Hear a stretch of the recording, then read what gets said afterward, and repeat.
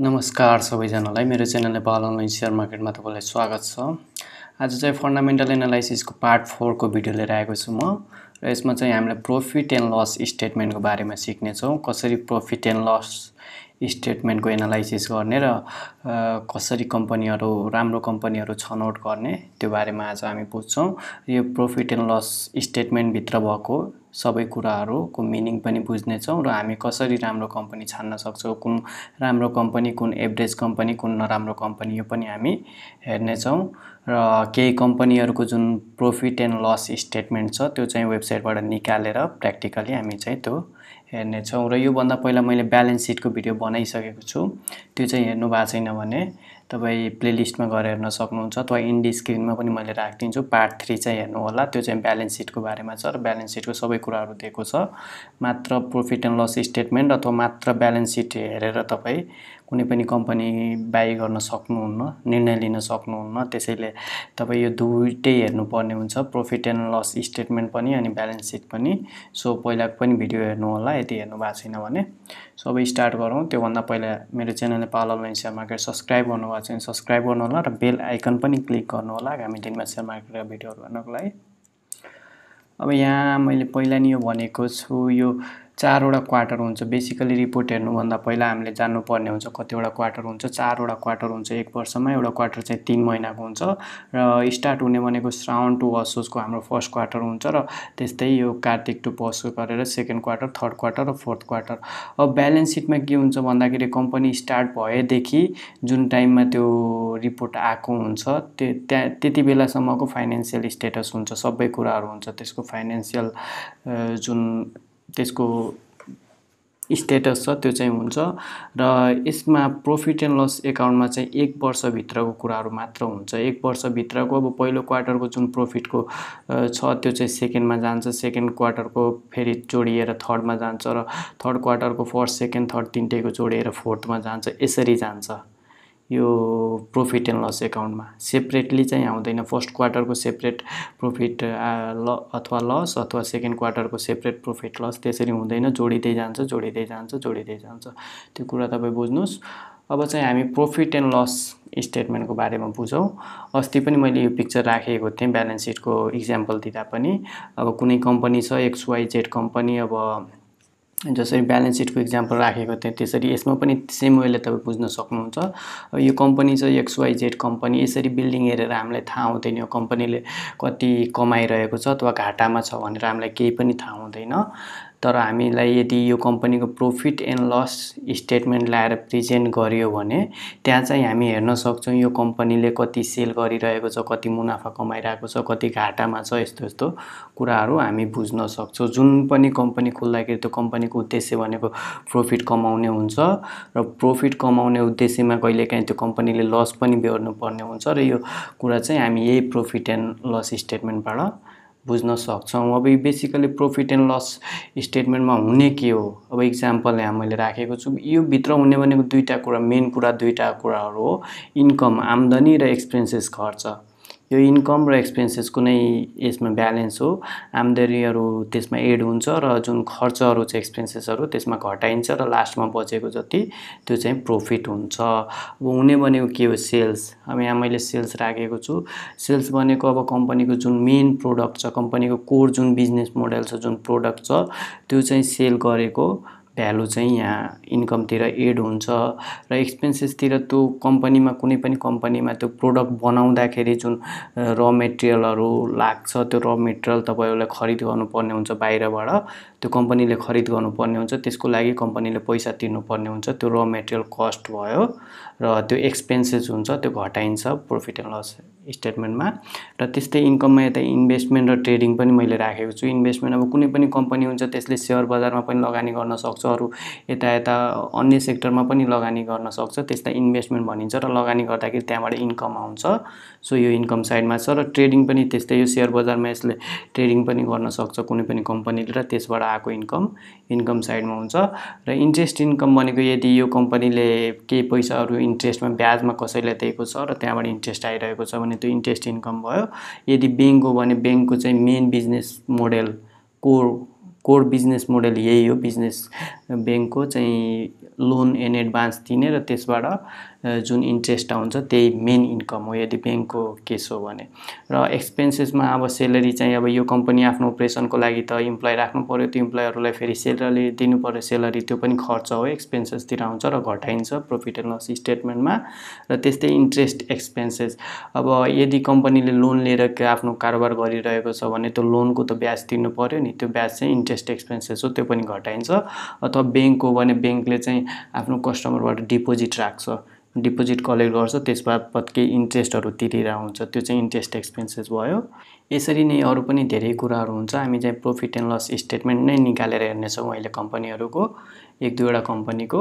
र यो भित्र प्रॉफिट एन्ड लस स्टेटमेन्टभित्र हुने मेन हेडिङ भनेको हेर्न सक्नुहुन्छ, net sales, cost of sales, gross income, income, operating expenses, net profit before tax र नेट इन्कम, यति हुने हो यो हेडिङहरू। र यो भित्र अलिअलि अरू पनि कुराहरू हुन्छ, त्यो मैले अहिले देखाउने छु तपाईलाई। र पहिला यो कुराहरू हामी सबै बुझौँ। र सो मैले यो क्लियर गर्नको लागि तपाईलाई यहाँ profit and loss statement of XYZ उदाहरणको लागि मैले बनाएको छु, र यहाँ तपाईले बुझ्नुभयो भने त्यो डाइरेक्ट स्टेटमेन्टमा पनि गएर सबै कुरा बुझ्न सक्नुहुन्छ। सो पहिला यो इक्जाम्पल लिएर हामी बुझौँ। अब यहाँ मैले चाहिँ अब यसको पहिला मिनिङ भनिदिन्छु, त्यसपछि मैले एन्टर गर्छु यसमा। अब यो क्याटेगोरीमा रेभिन्यू र नेट सेल्स, रेभिन्यू र नेट सेल्स भनेको कम्पनीको बिजनेस मोडल बुझ्नुहोस्। बिजनेस मोडलमा कम्पनीको मेन बिजनेस के हो, मेन बिजनेसबाट आउने जुन इन्कम के हो त्यो चाहिँ रेभिन्यूमा हुन्छ, नेट सेल्समा हुन्छ। जसरी बैंक हो भने बैंकको चाहिँ मेन बिजनेस मोडलबाट आउने इन्कम भनेको कोर बिजनेस भनेको त्यसको इन्ट्रेस्ट इन्कम हो, त्यसले पैसाहरू लोन एडभान्सहरू कस्टमरहरूलाई दिन्छ र त्यसबापत ब्याज लिन्छ, त्यही इन्ट्रेस्ट इन्कम भनेको मेन त्यसको इन्कम हो। सो त्यो टपमा हुन्छ, रेभिन्यू नेट सेल्समा हुन्छ। अब कुनै म्यानुफ्याक्चरिङ कम्पनी छ, अब कुनै सामान प्रड्युस गरिरहेछ भने त्यो सामान सेल गर्दाखेरि त्यसको चाहिँ यो टपमा आउँछ। अब STL छ भने त्यसले जुन ड्रिङ्कहरू सेल गर्छ त्यसको चाहिँ यो रेभिन्यूको टपमा आउँछ। र अब कुनै विद्युत उत्पादन गर्ने छ भने त्यो विद्युत सेल गरेको जुन इन्कम आउँछ त्यो चाहिँ टपमा आउँछ, यो रेभिन्यू नेट सेल्समा आउँछ। त्यो बुझ्नुपर्ने हुन्छ। जुन पनि कम्पनीको जुन बिजनेसको मेन प्रोडक्ट छ सेल गर्नुपर्ने, कोर बिजनेसको प्रोडक्ट छ, त्यो चाहिँ यो रेभिन्यू र नेट सेल्समा आउँछ। अब कस्ट अफ सेल्स भनेको के हो त, यो जुन रेभिन्यू नेट सेल्समा आउने जुन प्रोडक्ट हुन्छ नि, त्यो प्रोडक्ट अब खरिद गरेर ल्याउनु पर्ने र मेटेरियल, त्यसलाई प्रोड्युस गर्नुपर्ने, प्रोडक्टमा कन्भर्ट गर्नुपर्ने र त्यसलाई सेल गर्नुपर्ने, यो सबै प्रक्रियामा जति पनि खर्च हुन्छ त्यो चाहिँ कस्ट अफ सेल्समा जान्छ। र यो रेभिन्यू नेट सेल्स यो चाहिँ डाइरेक्ट कम्पनीले कति बेच्यो, आफ्नो प्रोडक्ट कति बेच्यो त्यो हो, र यो कस्ट अफ सेल्स त्यो प्रोडक्ट ल्याएर बेच्दासम्म कति खर्च भयो त्यो हो।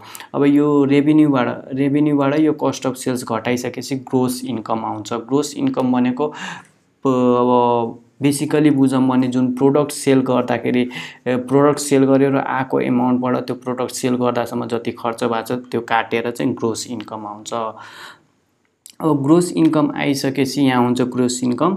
अब अपरेटिङ इन्कमको कुरो गरौँ। अपरेटिङ इन्कम भनेको यो कम्पनीको कोर बिजनेस छ त्योबाट अलिकति साइड, अपरेटिङ इन्कम भनेको कोर बिजनेसबाट अलिकति सेपरेट साइड बिजनेसबाट अलिअलि पैसा आइरहन्छ, त्यो पैसाहरूलाई अपरेटिङ इन्कम भनिन्छ। अब कुनै पनि कम्पनीले चाहिँ अलिकति त्यो अब मेन आफ्नो प्रोडक्ट सेल गरिरहेको हुन्छ तर यताउताबाट पनि थोरै पैसाहरू आइरहेको हुन्छ, जसरी त्यसले आफ्नो रिजर्भमा भएको पैसा सर्ट टर्म इन्भेस्ट गरेको हुन्छ अथवा यताउता गरेको हुन्छ, त्योबाट पनि इन्ट्रेस्ट आइरहेको हुन्छ।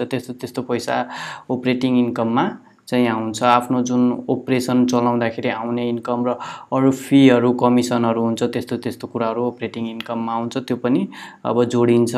र त्यसपछि अपरेटिङ एक्सपेन्सेस भनेको त्यो आफ्नो बिजनेस गर्दाखेरि त्यसको यो विद्युतको जुन बिल भयो, रेन्ट भयो, अब सेलरी वेजेस भयो, यो कुराहरू अपरेटिङ एक्सपेन्सेस हो, त्यो चाहिँ अपरेटिङ इन्कमबाट अपरेटिङ एक्सपेन्सेस यो सबै जोडेर अपरेटिङ इन्कम पनि जोडेर त्योबाट अपरेटिङ एक्सपेन्सेसको घटाइसकेपछि चाहिँ अपरेटिङ प्रॉफिट आउँछ। त्यसलाई net profit before tax and depreciation पनि भनिन्छ। अब नेट प्रॉफिट आइसकेपछि, net profit before tax and depreciation आइसकेपछि अब फेरि net profit before tax and डेप्रिसिएसनबाट ट्याक्स एन्ड डेप्रिसिएसन घटाइसकेपछि नेट इन्कम आउँछ। यो तपाई बुझ्नुस्। अब हामी उदाहरणसँग बुझ्छौं यसलाई, एक्जाम्पलसँग। मानौ कुनै कम्पनी छ, एउटा कम्पनी छ, त्यसको रेभिन्यू 10 लाख, 10 लाख। यो यल चाहिँ म घरिघरि लेख्दैन, मैले लेखेको सबै डाटा यलमै हुनेछ। 10 लाख छ, बुझ्नुस्। अब त्यसको रेभिन्यू। अब कस्ट अफ सेल्स मानौ त्यो प्रोडक्ट प्रोड्युस गरेर सेल गर्दासम्म कम्पनीले 5 लाख खर्च गर्यो। 10 लाखको टोटल प्रोडक्ट त्यसले बेचेको छ र त्यो प्रोडक्ट बनाएर सेल गर्दासम्म त्यसले 5 लाख रुपैयाँ खर्च गरेको छ भनेपछि यो घटाउनु पर्ने भयो। अब यो 10 लाखबाट 5 लाख घटाउँदाखेरि कति बच्यो त? जम्मा 5 लाख बच्यो त्यसको। भनेपछि यो 5 लाख चाहिँ यसको ग्रोस इन्कम भयो।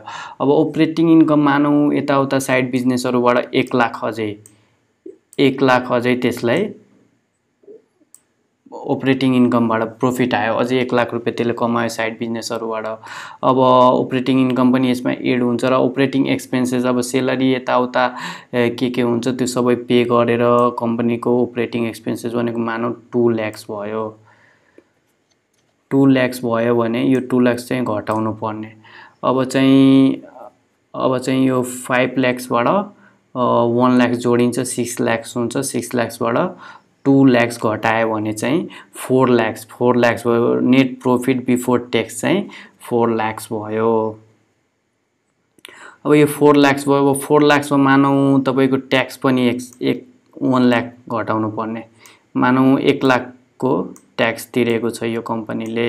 अब त्यो 4 लाख भएको थियो, यो gross income 5 lakh, operating income 1 lakh जोड्दाखेरि 6 लाख भयो। अब एक्सपेन्सेस, अपरेटिङ एक्सपेन्सेस 2 लाख घटाउँदाखेरि 4 लाख भयो र त्यसबाट यो ट्याक्स र डिप्रिसिएसन 1 लाख घटाउँदाखेरि 4 लाखबाट 1 लाख घटाउँदाखेरि नेट इन्कम भनेको 3 लाख आयो। यो भनेको कम्पनीको मेन प्रॉफिट, मेन बचेको पैसा। अब कम्पनीले आफ्नो बिजनेस गर्यो, बिजनेसबाट प्रोडक्ट सेल गर्यो, प्रोडक्ट सेल गर्दाखेरि त्यो प्रोडक्ट उत्पादन गर्दाखेरि त्यो कम्पनी चलाउँदाखेरि यताउता सबै खर्चहरु कटाएर चाहिँ कम्पनीले लास्टमा कति बचायो त? 3 लाख रुपैयाँ बचायो। त्यसले प्रोडक्ट त 10 लाखको सेल गरेको थियो टोटल, तर त्यसमा केही लगानी थियो, उसको कस्ट अफ सेल्स थियो, त्यो प्रोडक्सन गर्दाखेरि कस्ट लागेको थियो, खर्च भएको थियो र आफ्नो कम्पनीको अपरेसनको लागि जुन वेजेसहरु हुन्छ, विद्युतको बिलहरु र त्यसपछि रेन्टहरु, त्यो सबै कुराहरु कटाएर र जुन अरु सानोतिनो इन्कम हुन्छ त्यो जोडेर यो खर्चहरु सबै कटाएर लास्टमा बचेको इन्कम भनेको 3 लाख हो। अब यही कुराहरु प्रॉफिट एन्ड लस एकाउन्टमा हुन्छ र यो मेन हेडहरु हो र यसको भित्र सानो सानो सब हेड पनि हुन्छ। त्यो चाहिँ अब हामी प्र्याक्टिकली गएर प्रॉफिट एन्ड लस स्टेटमेन्टमा हेर्छौं। दुईटा कम्पनीको मैले देखाउने छु। सो अब अगाडि जाउँ।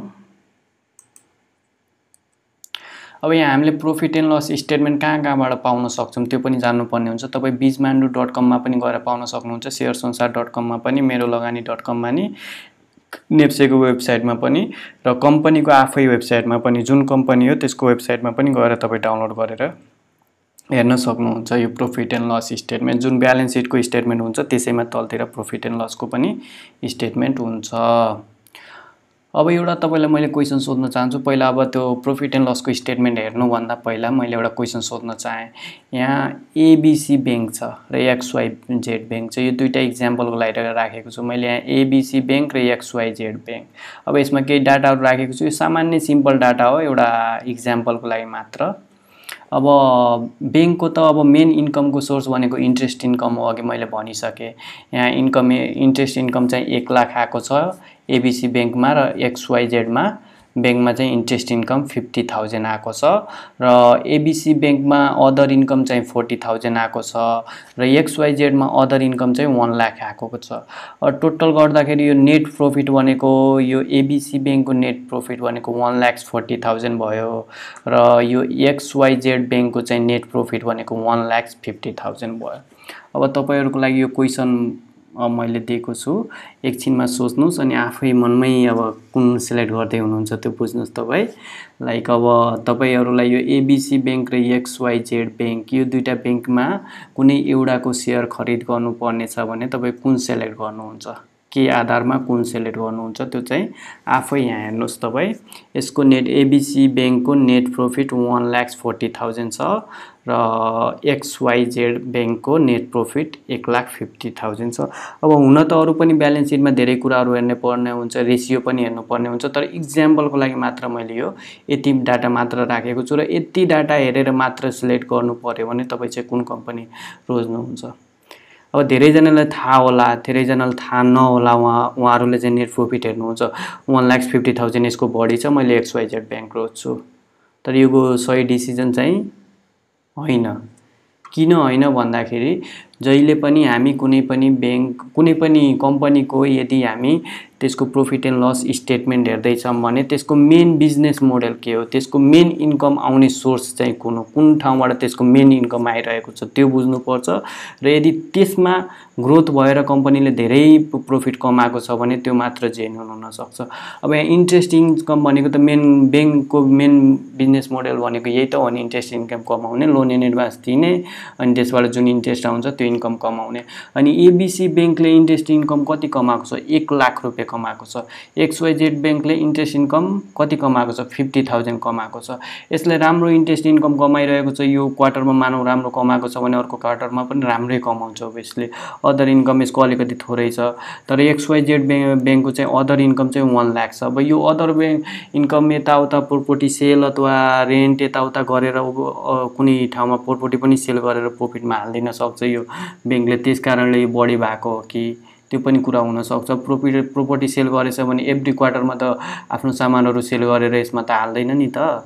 सो अहिलेको क्वार्टरमा चाहिँ यसको बढी देखिए नि अर्को क्वार्टरमा चाहिँ यसको प्रॉफिट कम हुन जान्छ वात्तै, किनकि यसको इन्ट्रेस्ट इन्कम जुन मेन इन्कम हुने जुन छ कोर बिजनेस मोडलको त्यो चाहिँ 50,000 मात्र रहेको छ र यसको इन्ट्रेस्ट इन्कम चाहिँ 1 लाख रहेको छ। अब नेट प्रॉफिट गर्दा अलिकति एबीसी बैंक पछाडी भयो नि XYZ भन्दा सिलेक्ट गर्नु पर्ने भनेको तपाई यो एबीसी बैंक हो, किनकि यसको नेट यो इन्ट्रेस्ट इन्कम चाहिँ धेरै राम्रो छ यो भन्दा। यो अदर इन्कम भनेको अब यो महिना यो क्वार्टरमा आयो होला, सायद अर्को क्वार्टरमा यो आउँदैन होला, तर यो इन्ट्रेस्ट इन्कम चाहिँ यदि राम्रो छ भने त्यो अलिकति कन्टिन्युटी दिइराख्छ। त्यसैले यसरी तपाई बुझ्नुस्, सिलेक्ट गर्दाखेरि त्यसको कुन मेन सोर्स अफ इन्कम हो, त्योबाट त्यो इन्कम आइरहेको छ या छैन त्यो कुराहरु बुझ्नुस्। एउटा क्वार्टरमा मात्रै कुनैको प्रॉफिट बढ्यो भन्दैमा अदर इन्कमबाट आएको छ भने त्यहाँबाट तपाई सतर्क हुनुस्, आँखा चिम्म गरेर नबाई गर्नुस्। अब चाहिँ हामी कम्पनीको मैले प्रॉफिट एन्ड लस स्टेटमेन्ट निकाल्छु। यो प्रॉफिट एन्ड लस स्टेटमेन्ट पहिला हेर्छौं हामी, बुझ्छौं, अनि त्यसपछि हामी चाहिँ कुन राम्रो कम्पनी र कुन नराम्रो कम्पनी कुराहरु त्यो बुझ्छौं हामी। प्रभु बैंकको हामी हेर्छौं, प्रभु बैंकको थर्ड क्वार्टरको रिजल्ट हेर्छौं हामी। थर्ड क्वार्टरको रिपोर्ट हेर्छौं।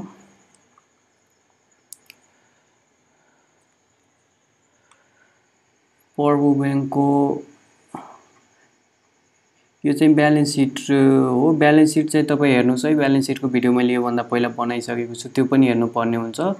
यो दुईटै कम्बाइन गरेर हेर्दा मात्र तपाई राम्ररी बुझ्नुहुन्छ।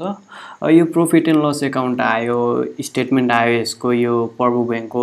यहाँ चाहिँ के छ भन्दाखेरि एउटा बैंकको छ, एउटा ग्रुपको छ। बैंक भनेको पार्टिकुलरली बैंकको मात्र डाटाहरु हो, अनि ग्रुप भनेको यो जुन यसको सब्सिडियरीजहरु एसोसिएटमा यसले लगानी गरेको छ त्यो सबै जोडेर ग्रुपमा राखिन्छ। अब सब्सिडियरीज भनेको अब यो प्रभु क्यापिटल अथवा अरु कुनै अरु कम्पनीहरुमा यसले लगानी गर्यो होला, त्यो चाहिँ यो ग्रुप भित्र राखिन्छ। यो बैंकको मात्र पार्टिकुलरली बैंकको मात्र यता राखिन्छ, त्यसैले यो ग्रुप र बैंक दिएको छ। र करेन्ट इयर भनेको यो वर्षको दिस क्वार्टरको यो भयो, यो क्वार्टरमा त अलिकति पहिलाको यो क्वार्टर भयो र लास्ट इयरको प्रिभियस इयरको करस्पोन्डिङ यो चाहिँ थर्ड क्वार्टर हो भने यो लास्ट इयरको थर्ड क्वार्टर र त्यो भन्दा पहिलाको यो हो। यसरी बुझ्नुस् तपाई। र यो सबै 1000 मा छ, यो नम्बरहरु भएको सबै 1000 मा छ। यहाँ एनपीआर इन 1000 दिएको छ, यो कर्नरमा पनि हेर्नु पर्ने हुन्छ, सबै 1000 मा छ। अब हामीले मेन बुझ्नु पर्ने भनेको, एकछिन है म जुम गर्छु, मेन बुझ्नु पर्ने भनेको हामी यो कुराहरु हो। यो कुराहरु यताको यो साइडको सबै कुराहरु हामी बुझ्नु पर्ने हुन्छ। सो अब यो बैंक हो, बैंकको मेन सोर्स अफ इन्कम भनेको इन्ट्रेस्ट इन्कम हो। इन्ट्रेस्ट इन्कम यहाँ छ र अब यसको मेन खर्च भनेको के हो त, त्यो इन्ट्रेस्ट एक्सपेन्सेस हो यसको मेन खर्च भनेको, किनकि यसले आफ्नो जुन र मेटेरियल भनेकै यसको पैसा हो, पैसा चाहिँ त्यो कस्टमरबाट डिपोजिट लिन्छ र त्यो एज अ लोन एडभान्स कस्टमरलाई दिन्छ। सो यसको पैसा भनेकै जुन र मेटेरियल हो, कस्टमरबाट लिँदा त्यसलाई र मेटेरियल तपाईँ मान्न सक्नुहुन्छ। सो यसको इन्ट्रेस्ट इन्कम यो भयो र इन्ट्रेस्ट एक्सपेन्सेस खर्च भनेको यो भयो। अब इन्ट्रेस्ट इन्कमबाट इन्ट्रेस्ट एक्सपेन्सेस घटाइयो र नेट इन्ट्रेस्ट इन्कम यति आयो। र अब त्यसमा अब फी एन्ड कमिसन भनेको अब ब्याङ्कको डिफ्रेन्ट सर्भिसहरू हुन्छ, त्यसको लागि त्यसले फी र कमिसन पनि लिने गर्छ, त्यो चाहिँ यहाँ आएर जोडिन्छ, यो नेट इन्ट्रेस्ट इन्कममा जोडिन्छ। र फी एन्ड कमिसन केही तिर्नुपर्ने पनि हुन्छ ब्याङ्कलाई, त्यो तिर्दाखेरि त्यो तिरेको चाहिँ घटाइन्छ।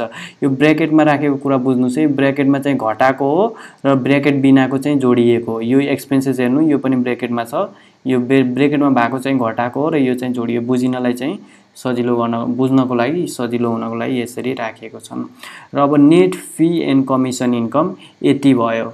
अब यो फी एन्ड कमिसन इन्कमबाट फी एन्ड कमिसन एक्सपेन्सेस घटाइसकेपछि net fee and commission income यति भयो।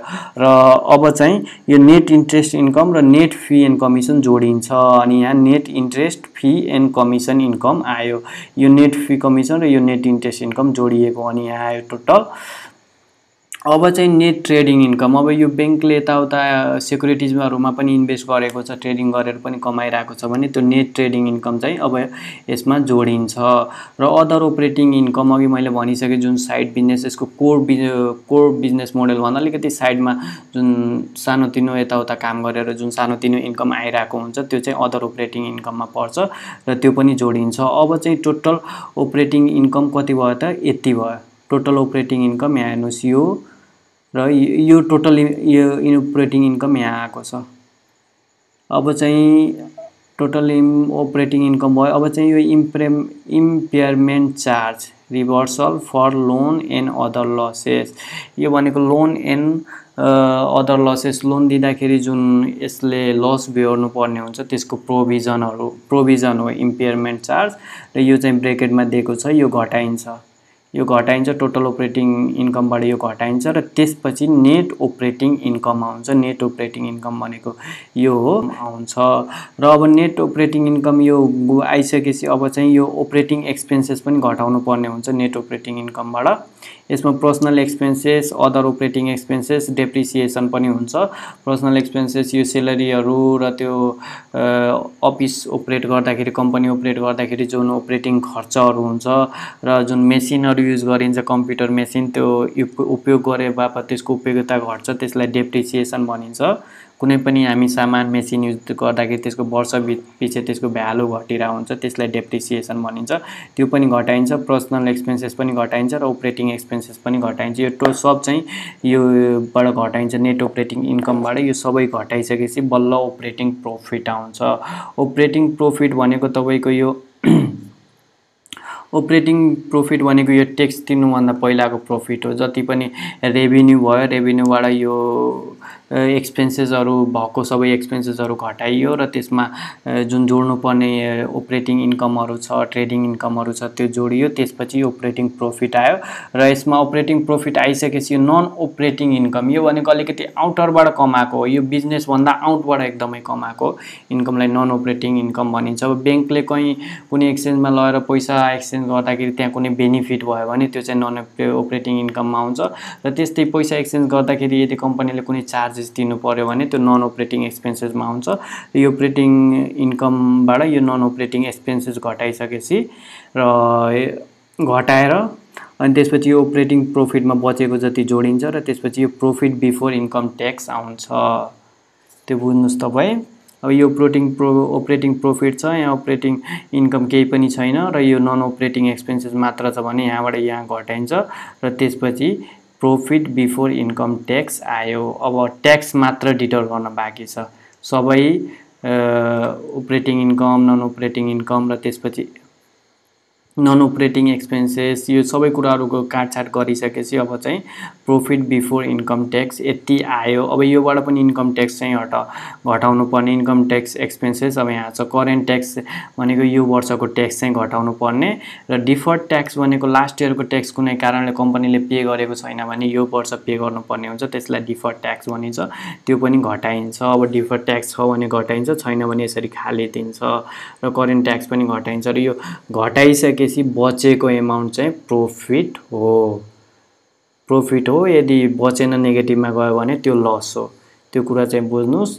अब यसमा भएको कुरो भनेको के हो, बेसिकली जुन रेभिन्यू जेनेरेट गर्यो ब्याङ्कले, त्यो रेभिन्यूबाट जति खर्च भयो इन्ट्रेस्ट एक्सपेन्सेस घटायो र त्यसपछि ब्याङ्कभित्र अब यो ब्याङ्कभित्र हुने भित्र हुने मेन जुन बिजनेस छ त्योबाट पनि आउटरबाट जुन पैसा कमाइरहेको छ साइड बिजनेसबाट इन्भेस्टमेन्टबाट त्यो सबै जोडियो र ब्याङ्कको अपरेसन चलाउनको लागि जुन personal expenses, other operating expenses, depreciation यस्तो चार्जेसहरू एक्सपेन्सेसहरू छ त्यो सबै घटाइयो र लास्टमा आएर यो ट्याक्स पनि घटाइसकेपछि चाहिँ प्रोफिट फर द पिरियड आयो। यो भनेको मेन प्रोफिट हो र यो चाहिँ वर्षैपछि कम्पनीले बढाइरहेछ या बढाएको छैन भन्ने कुरा तपाईँले हेर्नुपर्ने हुन्छ। र अर्को कुरा प्रॉफिट एन्ड लस एकाउन्ट हेर्दाखेरि जुन यसको कोर बिजनेस हो त्यो कोर बिजनेसबाट मेन यसको इन्कम आइरहेको छ या छैन भन्ने हेर्नुपर्छ। त्यो अदर इन्कमबाट नआओस् धेरै र यसको कोर इन्कमबाट आओस्। यो दुईटा कुरा तपाईँले नोट गर्नुपर्ने हुन्छ। र यो नेट प्रॉफिट चाहिँ यसलाई नेट प्रॉफिट पनि भनिन्छ। यो चाहिँ प्रॉफिट वर्षैपछि कम्पनीले बढाइरहेको छ छैन त्यो पनि हेर्नुपर्ने हुन्छ। अब हामी एउटा कुनै हाइड्रो पावर कम्पनीको पनि हेरौँ। यो चाहिँ रुरु जलविद्युतको, यो चाहिँ रुरुको चाहिँ वेबसाइट खुलेन, डाइरेक्टली यसको वेबसाइट खुलेन, त्यसैले मैले यो सेयर संसारबाट हेर्दैछु। सेयर संसारमा गएर यो प्रॉफिट एन्ड लस स्टेटमेन्ट निकालेको छु मैले। यो रुरु जलविद्युतको यो हाइड्रो पावरको हो र हाइड्रो पावरको तपाईँ यहाँ हेर्न सक्नुहुन्छ। यो दिस क्वार्टर एन्डिङको हो चैत्रसम्मको र त्यसपछि प्रिभियस क्वार्टर एन्डिङ र यो करस्पोन्डिङ पोहोर सालको चैत्रको हो यो र यो अहिलेको हो र यो अहिलेभन्दा अर्को योभन्दा पहिलाको क्वार्टरको हो। यो चाहिँ यो बुझ्नुहोस् तपाईँ। र अब यो रुरु जलविद्युतको के छ त, रुरु जलविद्युतको विद्युत चाहिँ सेल गरेर रेभिन्यू यसले कति कमाएको छ यहाँ कमाएको छ र विद्युत उत्पादन गरेर अब त्यसमा विभिन्न खर्चहरू हुन्छ। विद्युत उत्पादन गरेर सेल गर्दासम्म धेरै खर्चहरू हुन्छ। त्यो कस्ट अफ सेल्स भनेको त्यो हो। अब टोटल रेभिन्यूबाट कस्ट अफ सेल्स घटाइसकेपछि ग्रोस प्रॉफिट आउँछ। ग्रोस प्रॉफिट यहाँ हेर्न सक्नुहुन्छ आइसक्यो। र त्यसपछि administrative and other operating expenses. अब एडमिनिस्ट्रेटिभ एन्ड अदर धेरै अरू पनि अपरेटिङ एक्सपेन्स अपरेसन गर्दाखेरि त्यो अपरेटिङ टाइममा त्यो हाइड्रो पावर चलाउँदाखेरि त्यसमा अपरेसनमा धेरै एक्सपेन्सेसहरू हुन्छ त्यो चाहिँ यहाँ देखाएको छ। यो पनि घटाएको छ र इम्प्लोइ बेनिफिट एन्ड एक्सपेन्सेस इम्प्लोयरहरूलाई दिने सेलरी वेजेस र बोनसहरू यो पनि यहाँ घटाएको छ। र त्यसपछि डेप्रिसिएसन। अब यो डेप्रिसिएसन चाहिँ के हो, यो डेप्रिसिएसन अघि मैले भनिसकेँ हाइड्रो पावरमा धेरै मेसिनहरू युज हुन्छ र त्यसको डेप्रिसिएसन यो हो। मेसिनहरू युज गर्दै जाँदा वर्षैपछि त्यसको भ्यालु घटिरहेको हुन्छ र त्यसलाई डेप्रिसिएसन भनिन्छ र डेप्रिसिएसन पनि घटाइयो। अब यो सबै ग्रोस प्रॉफिटबाट यो जुन खर्चहरू घटाइसकेपछि प्रॉफिट बिफोर अपरेसन आयो यति। अब त्यसमा फाइनेन्स इन्कम, यो कम्पनीले यदि आफ्नो रिजर्भमा भएको पैसा सर्ट टर्मको लागि लोन दिएको छ अथवा कतै लगानी गरेको छ र त्यहाँबाट इन्कम आइरहेछ भने त्यो फाइनेन्स इन्कम हो। र फाइनेन्स कस्ट भनेको यसको यो कम्पनीले ब्याङ्क अथवा अन्य कतै ठाउँबाट यसले लोन लियो होला, त्यो लोनको लागि यसले इन्ट्रेस्ट पे गरिरहेको होला, त्यसलाई फाइनेन्स कस्ट भनिन्छ र यो ब्र्याकेटमा घटाएको छ। र प्रॉफिट बिफोर स्टाफ बोनसलाई दिनुभन्दा पहिला प्रॉफिट यति आयो र स्टाफ बोनसलाई यति प्रॉफिट दियो ब्र्याकेटमा दिएको छ। अब प्रॉफिट बिफोर ट्याक्सेस चाहिँ आयो, त्यो पछि स्टाफ बोनसको पनि घटाइसकेपछि यो चाहिँ प्रॉफिट बिफोर ट्याक्सेस आयो र इन्कम ट्याक्स एक्सपेन्सेस यति घटाइसकेपछि प्रॉफिट बिफोर ट्याक्सबाट इन्कम ट्याक्स एक्सपेन्सेस घटाइसकेपछि प्रॉफिट फर द पिरियड यति आयो। अनि टोटल कम्प्रिहेन्सिभ इन्कम यति आयो। अब बुझ्नुभयो होला तपाईँ। मेन रेभिन्यूबाट जति यो मेन जुन विद्युत बेचेर कमायो यति कमायो र त्यसपछि विद्युत उत्पादन गर्दाखेरि विभिन्न खर्चहरू हुन्छ त्यो खर्च कटाइयो र त्यसपछि अरू अपरेटिङ खर्चहरू इम्प्लोयरहरूको सेलरी एक्सपेन्सेस डेप्रिसिएसनहरू फेरि घटाइयो र त्यसपछि जुन साइड बिजनेसहरू हुन्छ फाइनेन्स इन्कमबाट आएको पैसा जोडियो। फेरि फाइनेन्स कस्ट जुन हाइड्रो पावर अपरेट गर्दाखेरि लोन लिएको हुन्छ त्यो लोन बापत इन्ट्रेस्ट दिनुपर्ने हुन्छ त्यो पनि घटाइयो र त्यसपछि स्टाफ स्टाफको बोनस पनि दिनुपर्ने हुन्छ स्टाफलाई, त्यो पनि घटाइयो र प्रॉफिट बिफोर ट्याक्स आयो। अब त्यति आइसकेपछि फेरि इन्कम ट्याक्स पनि घटाउनु पर्ने हुन्छ, गभर्नमेन्टलाई ट्याक्स दिनुपर्ने हुन्छ, त्यो घटाइयो र त्यसपछि ओरिजिनल प्रॉफिट आयो। र यो प्रॉफिट चाहिँ वर्षपछि यसले बढाइरहेको छ छैन भन्ने कुरा चाहिँ हेर्नुपर्ने हुन्छ। र एनालाइसिस गर्दाखेरि यो क्वार्टर रिपोर्ट यो थर्ड क्वार्टर हो भने लास्ट इयरको थर्ड क्वार्टरसँग कम्पेयर गर्दा राम्रो आउँछ। अब लास्ट इयरको थर्ड क्वार्टर रिपोर्टमा यहाँ 54 देखाएको छ भने यहाँ चाहिँ 61 देखाएको छ भने चाहिँ अलिकतिले यो रुरु जलविद्युतले आफ्नो प्रॉफिट चाहिँ बढाएको छ, त्यो चाहिँ हामी बुझ्न सक्यौं। अब सायद तपाईलाई क्लियर भइसक्यो, सबै कुराहरू बुझिसक्नु होला। अब चाहिँ हामी कुन कम्पनी राम्रो कुन कम्पनी नराम्रो कुन कम्पनी एभरेज यो चाहिँ प्रॉफिट एन्ड लस स्टेटमेन्ट हेरेर कसरी बुझ्ने त्यो चाहिँ बुझ्छौं। अब यहाँ चाहिँ हेर्नुस् ABC company profit and loss statement एउटा राम्रो कम्पनीको प्रॉफिट एन्ड लस स्टेटमेन्ट हो। यो एक्जाम्पलको लागि मात्र मैले राखेको छु तपाईलाई सजिलो बुझ्नलाई सजिलो होस् भनेर। अब यो प्रॉफिट एन्ड लस स्टेटमेन्टमा तीनटा मेन कुरा हेर्नुपर्ने हुन्छ, टोटल रेभिन्यू, टोटल एक्सपेन्सेस र नेट इन्कम। यो कुराहरू हामी हेर्नुपर्ने हुन्छ। टोटल रेभिन्यू चाहिँ के हुने त? टोटल रेभिन्यू चाहिँ वर्षैपछि बढिरहेको छ भने राम्रो, यहाँ मैले इन्डिकेटर राखेको छु। वर्षैपछि टोटल रेभिन्यू बढिरहेछ भने राम्रो र टोटल एक्सपेन्सेस वर्षैपछि घटिरहेछ अलिअलि भने राम्रो र नेट इन्कम चाहिँ वर्षैपछि बढिरहेछ भने राम्रो। अब यहाँ डाटा पनि हेर्न सक्नुहुन्छ। 2017 मा 1000 थियो टोटल रेभिन्यू, 18 मा 1100 भयो, त्यस्तै 1200 1400 यस्तै गरेर बढ्दै गएको छ। र यो टोटल एक्सपेन्सेस 600 थियो 2017 मा, 2018 मा 500 र 19 मा 400 गर्दै 300 सम्म 20 सम्म पुगेको छ भनेपछि टोटल एक्सपेन्सेस घट्दै गएको छ। र इन्ट्रेस्ट नेट इन्कम चाहिँ 400 थियो 2017 मा, 2018 मा 600 र 2019 मा 800 गर्दै त्यस्तै 2020 सम्म 1100 बढ्दै गएको छ। टोटल रेभिन्यू पनि बढिरहेछ, एक्सपेन्सेसहरु घटिरहेछ र नेट इन्कम पनि बढिरहेको छ यो इन्डिकेटर अनुसार। भनेपछि यो गुड कम्पनी, यस्तो टाइपको कम्पनी पाउनु भयो भने तपाई गुड मान्नुस्। र अब एभरेज कम्पनी कस्तो हुन्छ भन्दाखेरि एभरेज कम्पनीमा टोटल जुन रेभिन्यू हुन्छ, रेभिन्यू बढिरहेको हुन्छ, टोटल एक्सपेन्सेस पनि त्योसँग बढिरहेको हुन्छ, खर्च पनि बढिरहेको हुन्छ र जुन नेट इन्कम हुन्छ त्यो चाहिँ न्यूट्रल टाइपकै हुन्छ, एउटै एरियामा घुमिरहेको हुन्छ। अब यहाँ हेर्न सक्नुहुन्छ 1000 थियो 2017 मा टोटल रेभिन्यू, त्यो चाहिँ बढ्दै गयो 2020 सम्म 1400 पुगिसकेको छ र टोटल एक्सपेन्सेस पनि त्यहीसँगै बढेको छ। 2017 मा 600 को एक्सपेन्सेस थियो भने 18 मा 700 गर्दा गर्दै 2020 सम्म 950 पुगिसकेको छ। र इन्कम किनकि रेभिन्यू सँगै एक्सपेन्सेस पनि बढ्यो त्यसैले नेट इन्कममा चाहिँ कुनै ग्रोथ हामी हेर्न पाएनौं। 400 थियो 2017 मा, 18 मा पनि 400 रह्यो र 2019 मा 500 भयो, फेरि 2020 मा 450 रह्यो भनेपछि एउटै रेन्जमा घुमिरहेको छ नेट इन्कम। यो भनेको एभरेज कम्पनी हो।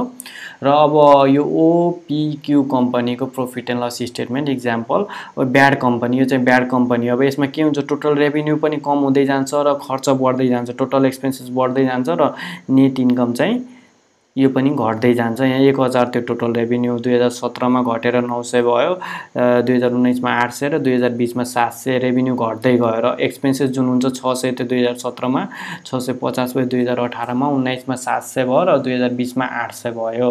त्यस्तै नेट इन्कम चाहिँ 2017 मा 400 थियो घटेर 250 भयो 18 मा, 19 मा 100 र 2020 मा चाहिँ यो माइनसमै गयो, नेट इन्कम चाहिँ माइनसमा गयो भनेपछि कम्पनी घाटामा गयो। यस्तो कम्पनी यो इन्डिकेटर फलो गर्ने कम्पनी चाहिँ ब्याड कम्पनी हो। यो तीनटा कुरालाई मेन फोकस गर्नु र यो कतातिर गइरहेको छ त्यो चाहिँ हेर्नुस्। अनि यसरी तपाई कुन राम्रो कम्पनी र कुन नराम्रो कम्पनी बुझ्न सक्नुहुन्छ। र ब्यालेन्स सिट पनि यो सँगै हेर्नुस्, ब्यालेन्स सिट हेर्नुस् पहिला, त्यो भिडियो मैले पहिला बनाइसकेको छु, त्यो हेर्नुस् र कुन कम्पनीको गुड ब्यालेन्स सिट छ, गुड ब्यालेन्स सिट भएपछि त्यसको प्रॉफिट एन्ड लस स्टेटमेन्ट पनि हेर्नुस्, त्यो पनि गुड छ भने अब अरु इन्डिकेटरहरु पनि हुन्छ, त्यो रेशियोहरु हुन्छ, त्यो रेशियो चाहिँ मैले अर्को पार्टमा चाहिँ रेशियोहरुको पनि भिडियो लिएर आउँछु, त्यो पनि हेर्नुस्। यसरी तपाई कुन कम्पनी राम्रो नराम्रो छुट्याउन सक्नुहुन्छ। अब नेक्स्ट पार्टमा मैले return on equity, PE, PB, ROA, NPL, EPS यो कुराहरुको यो रेशियोहरुको भिडियो लिएर आउने छु र यो सबै बुझिसकेपछि तपाई फन्डामेन्टली कुन कम्पनी राम्रो छ भनेर सिलेक्ट गर्न सक्नुहुन्छ। सो आजलाई यति र मेरो च्यानललाई पाल अनलाइन शेयर मार्केट सब्स्क्राइब गर्नुभएको छ भने सब्स्क्राइब गर्नु होला र बेल आइकन पनि क्लिक गर्नु होला। हस्त।